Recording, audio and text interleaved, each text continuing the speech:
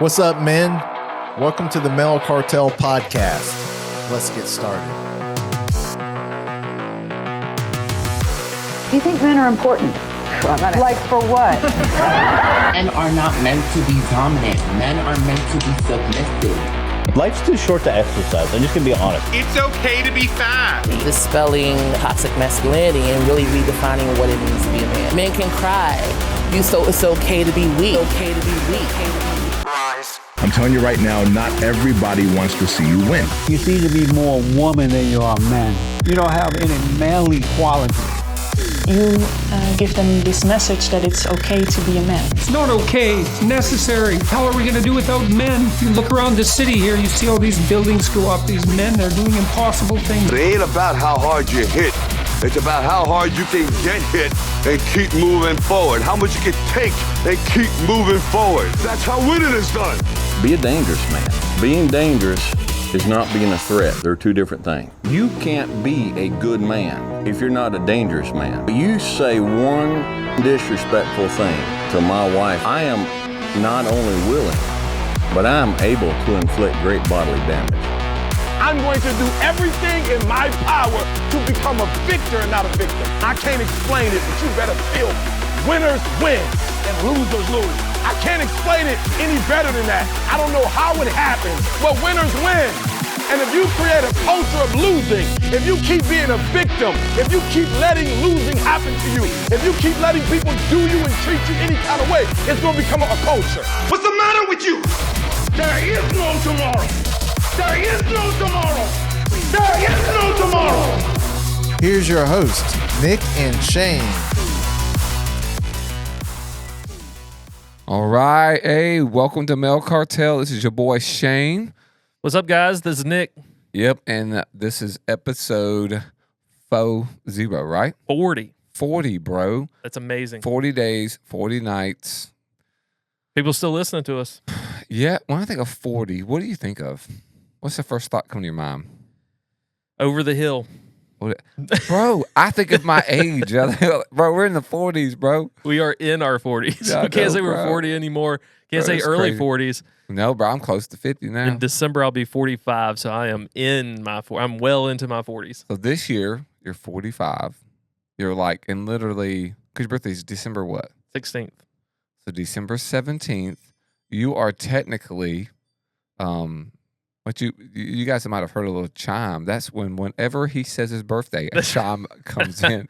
It's kind of like the angel. You hear a little bell, and the angel gets its wings. We've had so many people try to steal stuff from our church. That's overriding my silence. No, you're good. So what's going to happen is, I'm going to let everybody know, once December 17th happens, because he'll be 45 years old. And so then he is 45 on the dot. And I think the 17th, the day after that, well, I guess, no, you have to be 6 months in a day. And then you can say you're on the other side of 45. On the other side of 45. Right? Is that right? Yeah, well, you're in your 46th year. Uh-huh. You celebrate, like, your birthday. That's right. You were born. So 17th of December. You've already lived a year. Yeah, so 17th. Yeah. Yeah, so 17th. So you're now in your 46th year. Yeah, you're close to 50 then 40. Imagine people being close to 60. Right? Wow. I wonder who that is. I don't know. It's not me, guys. Not me. I'm 47, 48 in August. And so it's going to be fun. What's up, man? 50. Catch up. What's happening? It's been a lot. Been just a lot of just extra work, especially around the church, trying to do some renovations and stuff like that. And so there's been a whole lot going on. What are you renovating? We are trying to renovate one of the rooms over in our admin building. So I've been painting over there. I've been changing out parking lot lights, out 26 parking lot lights. I saw that, man.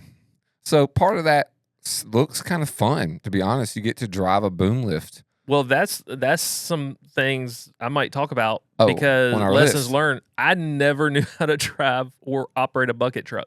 Someone loaned it to us, set it out in the parking lot, and I get out there and it's like, I have no idea what I'm doing. There's all kinds of pull knobs and everything. I finally figured it. I'm a professional now.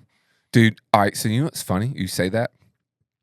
There was a bad spill years ago at our church after a youth event, and we had no maintenance people there. Usually you book them, and that during that day and time, you're just on your own because they just didn't give us people. Now, it's a little bit different, but in those days, I was the maintenance person for the big, very, very large youth event. I understand.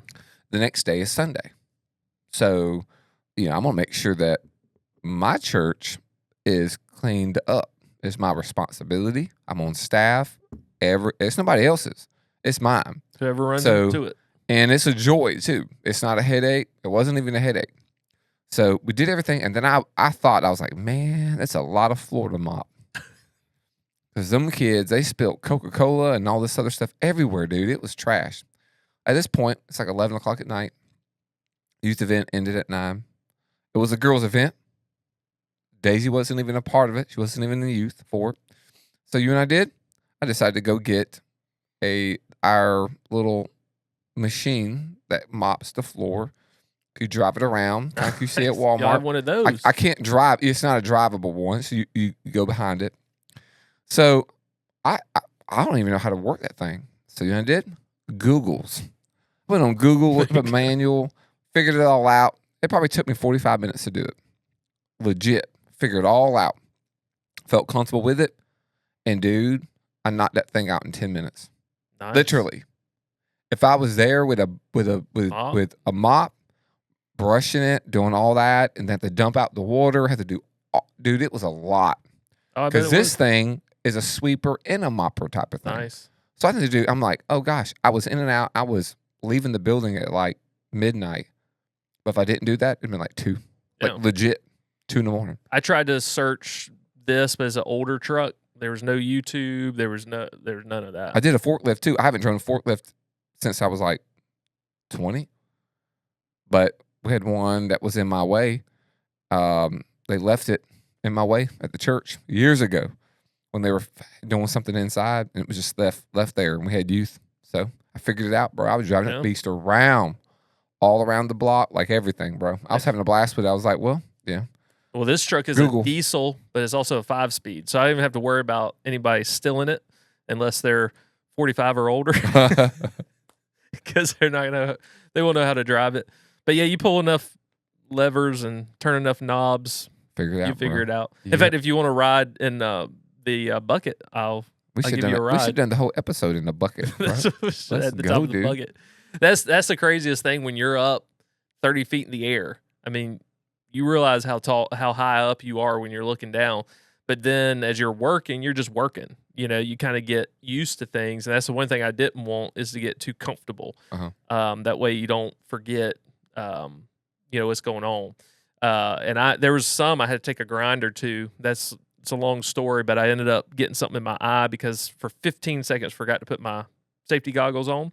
And so I don't know if I got metal in it or some other stuff fell in it from, there was old nests up in these were old lights, wasp, all kinds of stuff. But as you're working, if you step towards one end of the bucket, it'll tilt. So all of a sudden you're solid, you're 30 feet in the air, you're looking down, and you feel that shift, and you're thinking, here go, it makes you feel like you're going to fall. So it's pretty fun stuff. But yep. Know how to work a bucket truck now. Man, at least one from 1990. Yeah, that's fun though, bro. Man, we had Easter. Typical grind. We're in flag football season. I'm a assistant coach with flag. We're still undefeated. My team, comparable to last year, we were a way better team last year. But this year has been funner for Sawyer, my youngest, and he's done great, man. He had a run. I guess it was Monday. I guess it was first play of scrimmage. Ran it for a touchdown. Nice. In the middle of the field, which is harder to do. And then he missed the interception. So that was pretty. But he played great, and then ran his routes, good teammate. And then the week before, I think he had a touchdown catch and an interception, ran back for a touchdown. And so he's balling out this year, and he's still timid with things.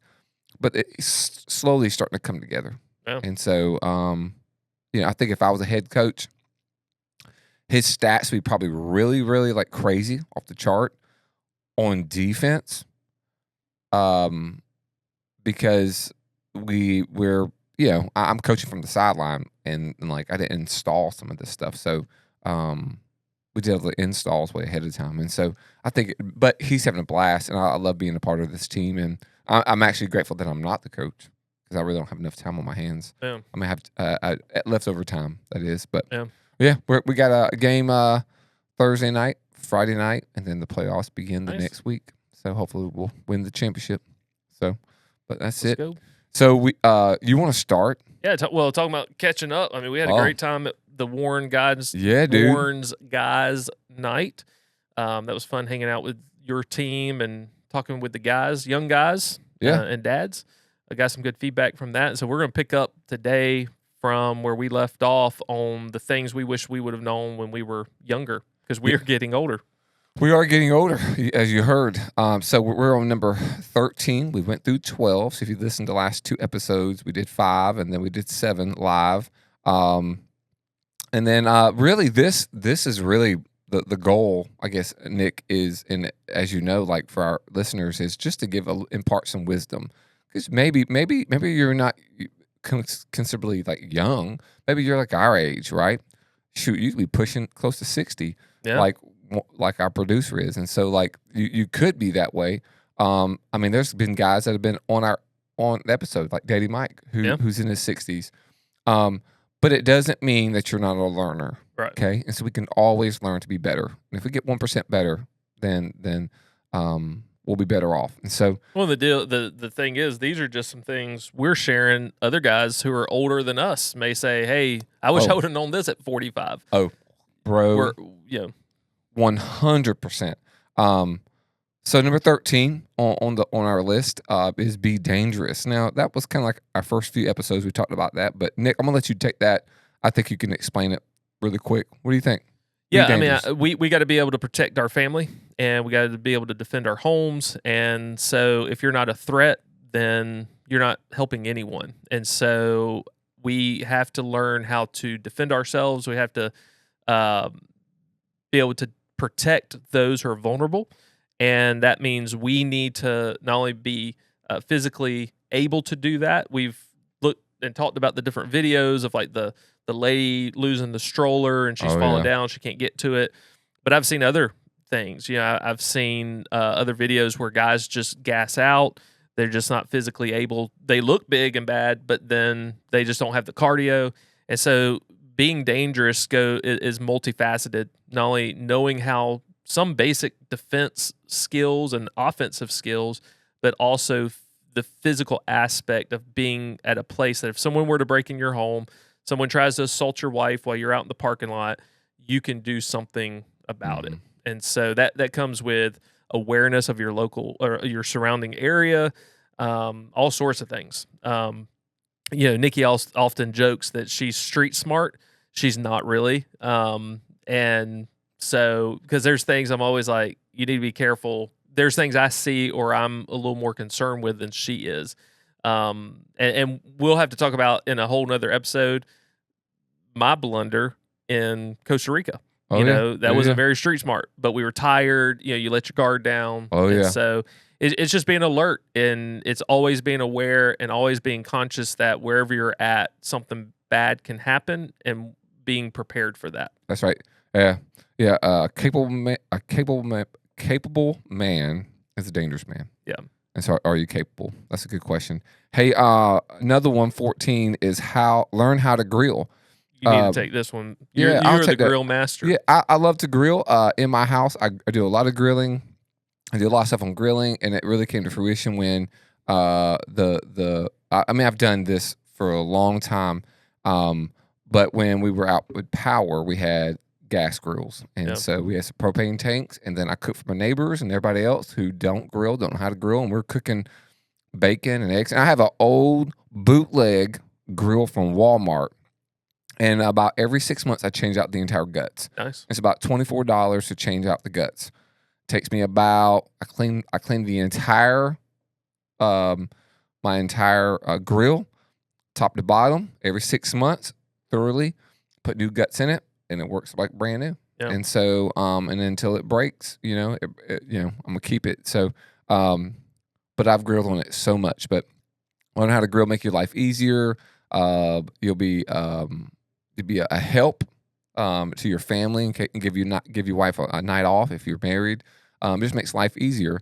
I will say this: when I first grilled, my first grilling ever, I was 17 years old, and I grilled bone-in chicken thighs. Yep. But check this out. I did it on a charcoal grill. I did exactly how I watched my uncle do it. And then I grilled the thighs for roughly, the coals were super hot and white, coal hot. I threw the chicken on. It looked good in 10 minutes. Took them off, cut into it, bleeding everywhere. And I was like, oh no. And then so I put them back and then I asked my uncle, and he's like, oh no. And he explained to me, and they explained, listen, if you don't do them correctly, you will get sick. Yes. It scared me to death because I had salmonella poisoning. I had to get a shot and all this stuff. And I was vomiting all the way from Savannah back. It was for real. So, it was like I had to go to doctor. It was a bad deal. I was sick for 2 whole days. I had to get shots and all this stuff in my hip and my stomach as well. That scared me. And then from that moment, I paid attention. Yep. And so learn how to grill, and you will thank me later and for that, I promise you. But really do it. I mean, it's a lot of fun to experiment, and you'll benefit a lot of people as well as yourself. 15 is one where you may have to do this, but it shouldn't be the normative thing to do. But 15 is don't procrastinate. What do you think about that, Nick? Well, I think as we've talked about in previous times, I think we've kind of addressed this in past episodes as well. But, procrastination really is not doing all things to the glory of God. Yep. I know some people, I would say they don't procrastinate as much as they process. I know creative people, oftentimes it'll take them longer to do some things because there's a creative process that goes into it. I know that's why sometimes just writing a sermon can be a task for me because I'm studying and all that, but there's a process of really thinking on it and stuff like that. So some people could be like, "Oh, you're procrastinating." No, there's a process. Oh yeah, just the way my brain works. And so I think you got into it with a guy one time talking about procrastination. Oh yeah, can be sin because slothful, lazy, right? Yep. And I think procrastination really is an arrogance to believe that God owes you tomorrow and that you're going to get it. Oh yeah. So I think we live to the fullest of today, and we do all to the glory of God. And sometimes things have to be put off because the day is full, but we're not intentionally procrastinating because I don't want to and I'm lazy. Dude, exactly. Hit the nail on the head, bro. And if you're listening, you know this to be true. The same thing. Like those who champion procrastination is awesome are people who generally lack focus and direction and could be slothful as well. But we need to be excellence in all things and all things to the glory of God. And so we really need to take care of things. And then when I mentioned that sometimes we have to procrastinate, I was saying it from the standpoint what Nick just said, how for me, I'll have a whole list of things that I have to do. And then I get to the bottom of my list, which I make a priority list. That's how I operate. My WO, my work order for myself every week. At the bottom of the list is things that don't mean a whole lot right now. But that, if it gets left on the table, that actually becomes like top of the list. It becomes an important thing. And so don't procrastinate. If you go to 16, it says be around young people. And I wish that I knew that actually younger. And so be around young people, because what that does is young people, being around young people as you get older helps you become stay relevant and stay young, moving around. And I learned that from my father-in-law. I learned that from Daddy Mike. And now that I am my age at 47, a ripe age of 47, 48 this year, guys on my team are very young. Specifically, I have 2 guys that I'm around who are 22 years old. It's hilarious. Them combined plus a kindergartner is my age. So their combined experience, that's, they they're just funny, man. Like, and they roast me about stuff all the time, and it is just so much fun. It really is. And a lot of times I find myself, because I'm the boss, Nick, I don't say that arrogantly. I say that from like a responsibility. Like, there is weight. They mess up. It reflects on me. Yeah. But like, I want to protect them as much as I can. But at the same time, I want to let them run, because they're race horses and they're thoroughbreds, and like they need to run and experience, and then like learn to fail. And you're just, and it's fun that, but this generation is way different. They're not millennials. They're Gen Z. Yeah. They're in the same generation as your sons and everything. And you know how that is. It's like, sometimes you can't tell them anything, bro. Oh, they grew up with technology, and some things they think are super cool with their swag or their outfits and stuff. And you're like, bro, I would never wear that. And so what do you think about that one? Be around young people.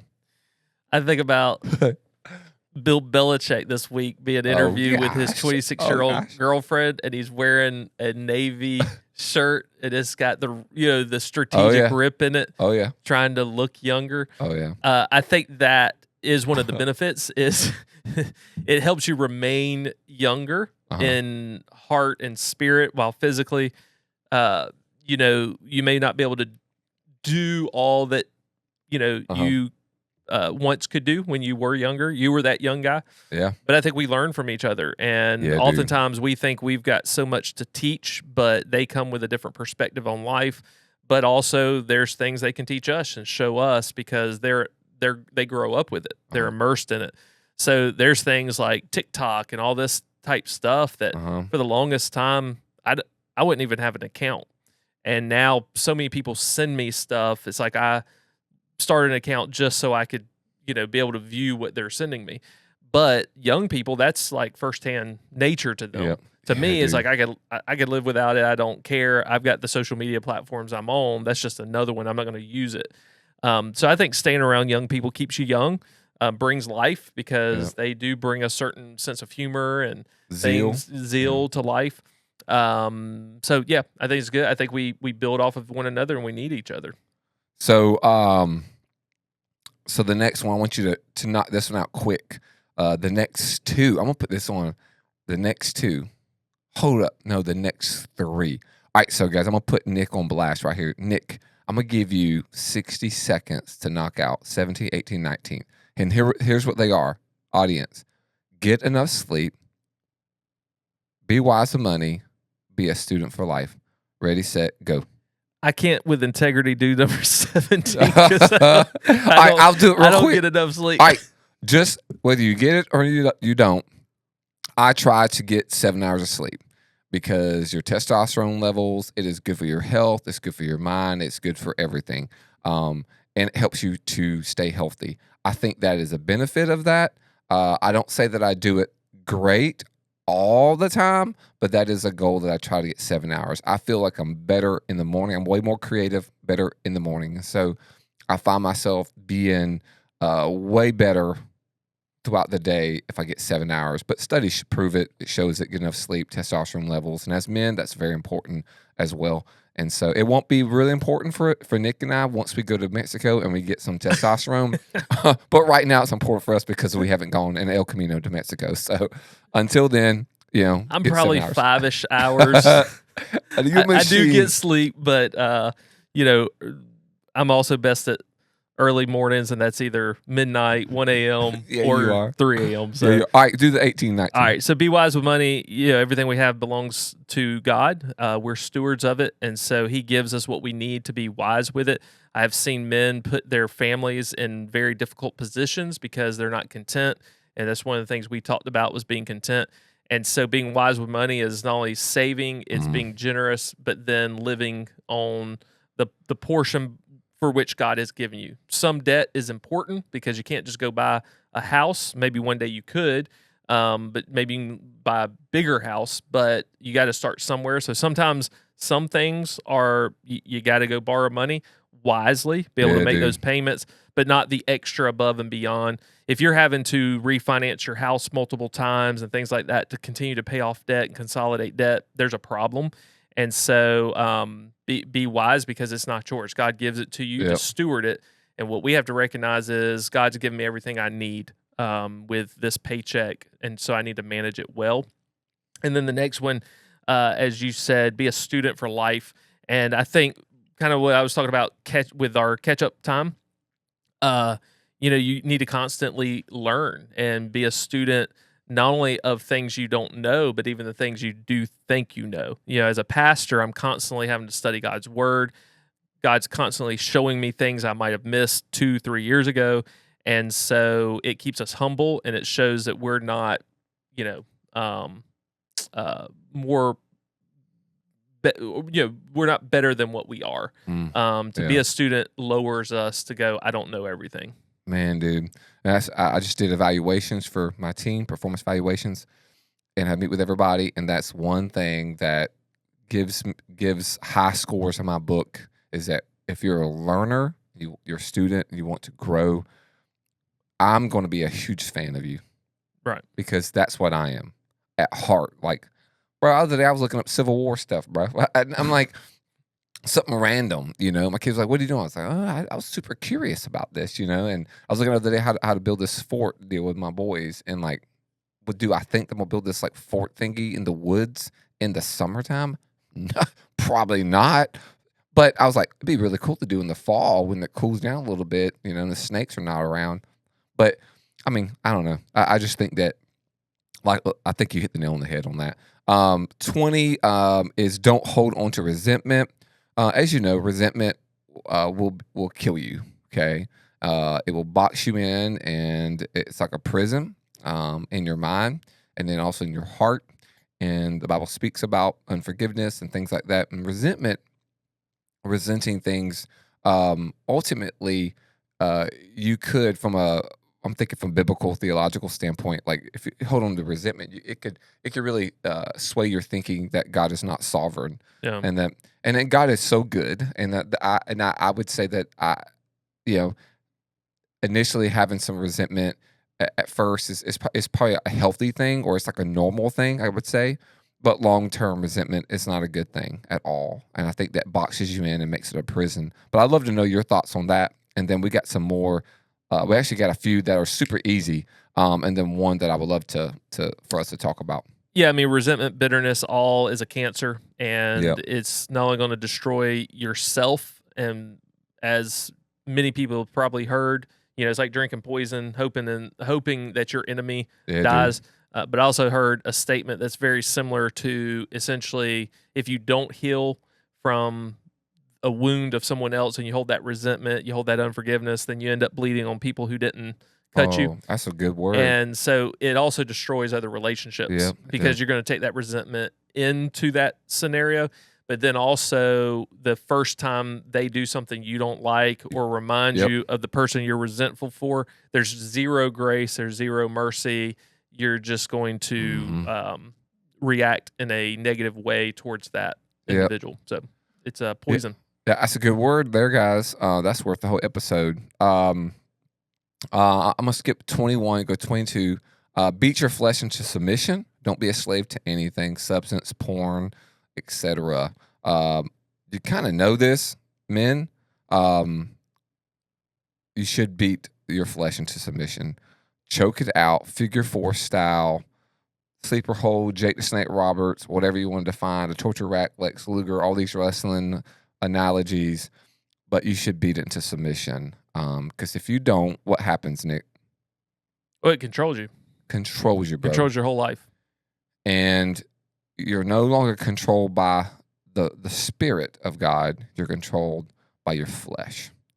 And then that will ruin everything. Yeah.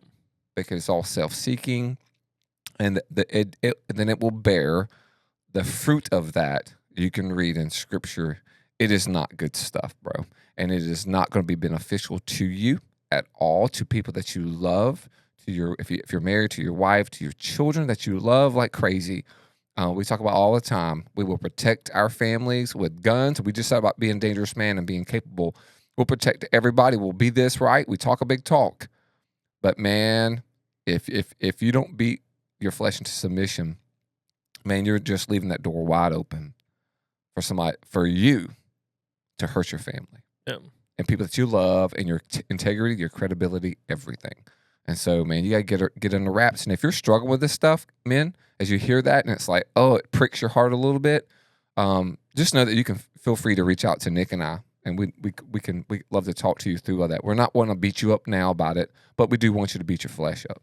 Okay. Well, and also we love the bravado of right. I would die for my family and that type thing. And I know many people believe they would be willing to, but we won't die to our own flesh in order to fully live for our family. And so we won't die to the control of pornography. We won't die to the food. And we often say food, but also I would also say it's not just food in general, it's what you're eating. And I think there's a lot of poor education. That's maybe whole other episode and conversation. Yeah. Poor education on those type things, but we won't die to our flesh. Yeah. It's beyond even beating our flesh into submission. It is dying to that pull of the flesh. And so maybe we should try doing that before we say we would die for our family. Because some of us may die and not be there for our family due to some things we aren't willing to beat our flesh into submission for. So I'm gonna hit this 23. Be a Swiss Army knife, like Nick said. He's Swiss Army knife, bro. If you see him, he put all this tech stuff up in the podcast room. He could preach. He work on cars. He put in ballisters, new lights outside. Work a bucket truck. Nick could do it all. We built skateboard ramps down in Costa Rica before without blueprints. Without blueprints. I mean, like, guys, this is like rainforest wood. It's like it's literally crooked. It is dripping. When we're sawing it, it's dripping with water from the rain. Like, I don't know if it's from the rainforest. We can't really say that because people think that we cut down rainforest. We're not really promoting that. But don't just be good at one thing. Be good at a lot of stuff. Become a Swiss Army knife. Go. Well, I got to give you credit for that, though. You're the ones that drew out the plans for it. That's right. We all cut and stuff like that and had to deal with the warped wood. That's right. But if anything, I was impressed with what you came up with in your head because it was a skateboard ramp and like a grinder thing. It was crazy. No, that's it. I mean, you're going to encounter things, and one of the saddest things is when men go, "I don't know how to do that," versus "I don't know how to do that, but I'll figure it out." That's right. I will not turn down an opportunity that's in front of me. Oh yeah. You put a bucket truck in front of me. I don't know how to operate it. I'm gonna try to figure it out before I have to call and go, "Hey man, what do I need to pull? What do I need?" Yep. I mean, I'm not gonna break anything, but at the same time, sometimes you just got to figure it out, and that's how you continue to learn and grow. And so, continue to take the challenge in front of you and be willing to learn and to figure it out versus having to go bother someone else and go, "Hey, can you do this? Because I don't know how." There may be those times, but arm yourself, be equipped to do multiple things. Well, that actually goes into the same question, which we can actually the same thing. Go deep into it, but number 24: be knowledgeable in multiple subjects, skills, technology, maintenance, etc. Be knowledgeable. What that takes, again, we back up a couple of these, is be a student. Yes. Like, be knowledgeable. And so we're saying when you have time on your hands, learn something, okay? And so you're gonna save money, you save time, you actually save equity with people instead of like Nick said, keep on asking the same people to come help you do something, figure it out on your own, be knowledgeable, and maybe you could be a blessing to someone else versus a burden. So and one of the saddest things to hear is people say that's not my job. Oh yeah. We're so entertainment driven. You have time to go pull a manual up online, to go watch a YouTube video, to read and to learn and to figure something out versus, I don't know how to do that. Dude, I'm right there with you, man. Two more. The last one is 25, but we're going to go back and finish this 22 that I held on. Not 22, 21. 25 is take your time and marry the right woman. Nick didn't really take any time to marry his right woman. He saw the opportunity and says, let's go. Let's go. So I was on the opposite. And so I dated a girl for 2.5 years and another girl for 3 years before my wife. And then I was like bachelor to the rapture for several years and then ended up with my wife. I really wished that I would have took my time. And I knew different on the other two. maybe the first one didn't know as much because I was in high school and I was just like 16. Yeah. But the other one, I knew, bro. And I just did not want to be alone. Yeah. And that was it. That was really the criteria. That was the thing. And then once I became more confident in myself, I was dealing with my own past trauma and stuff growing up and all this other stuff, all these issues. But I tell guys all the time, especially guys that I talk to who are in their 30s, who are single and they want to get married, want to have kids, and I'm just saying, just wait for the right one. And I've been very blessed in my job, just like you have, Nick. I'm sure that I've seen guys get married in their 30s and even older, and this is like they've done the right thing, and then they didn't marry the wrong girl, and then wind up having kids and owing all this child support and all this other stuff. And I've seen it go bad. I've seen some really amazing guys just marry the wrong woman and made some mistakes for various reasons, and they're stuck child support for 10 years. And when I say stuck, you should take care of your children. I'm not saying that. I'm saying stuck where take care of your kids and you're giving extra money, could take care of the wife that had cheated on you and everything else and left you high and dry. And so, but you want to say anything on that? You want to jump? Because I would like for you to, really want you to take date 21. To marry. Marry for love, not lust. Yep. You're not going to change them, so make sure they're right while you're dating them. Yep. And you're on a better track than not.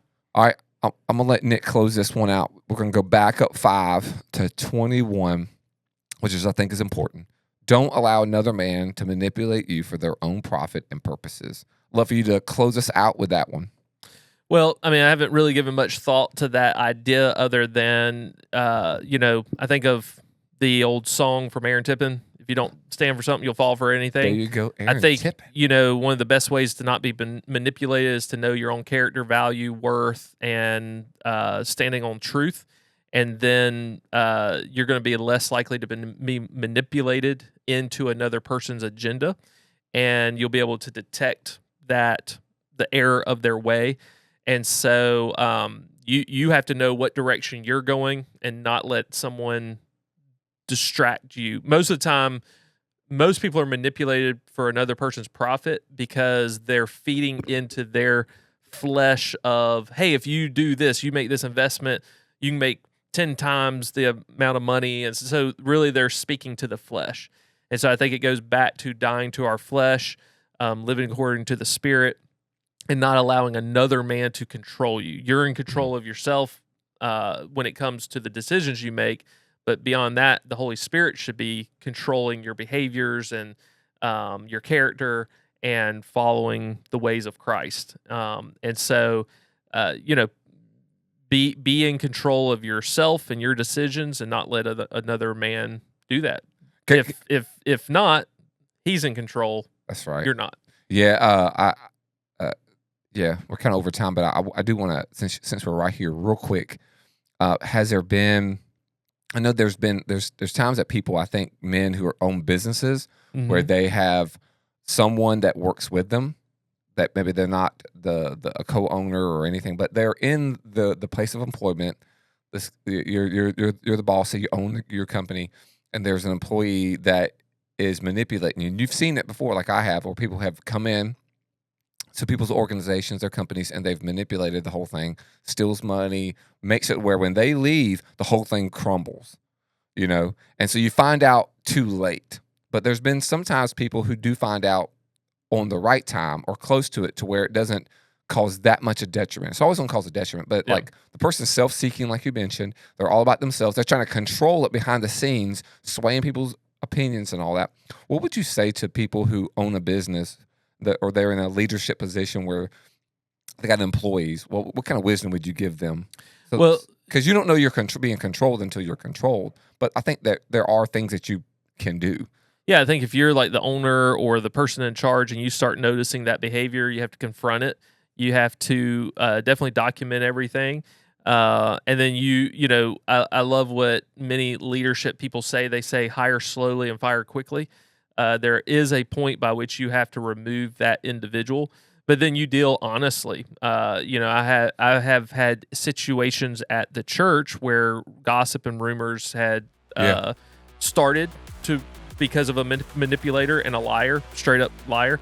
And we didn't wait to say, hey, can we kind of solve this one-on-one? It's like we don't know how far this poison has gone, and so therefore we're just going to call a meeting with all of the members and tell them straight up, here's the deal, here's what's being said, and here's the answer to that. And it actually then solves the problem, because now there's not a vacuum of information. There's not silence to where people can believe. So you just put the truth on the forefront and go, here's what's being said, and here's the deal. So whether that's in a staff meeting, even with a manipulator in there that you don't know firsthand, but that word's getting back, you don't shy away from it and be passive. You just go, here's what I've heard, and here's what's being said, and here's the truth, and anything beyond this is a lie. And so therefore you're hearing it straight from me, and anything beyond this now is gossip, and it's wrong, and it will be dealt with. Well, good leaders do hard things. Yep. And that's what it comes down to. Hey, I hope you guys have found this episode to be an enjoyment and beneficial for you. At least one of the things that we've talked about. That's my hope. And looking forward to 41. So, absolutely. Enjoyed it, guys. If you have enjoyed it as well and benefited from the podcast, be sure to share it with your family and network of friends. And like our social pages so you can stay in touch with things that are happening. Thanks for tuning in. That's it. Peace out. Thank you for joining the Male Cartel podcast. Be sure to subscribe and share to help other men join the cartel. You can also keep up with us on social media and at malecartel.com.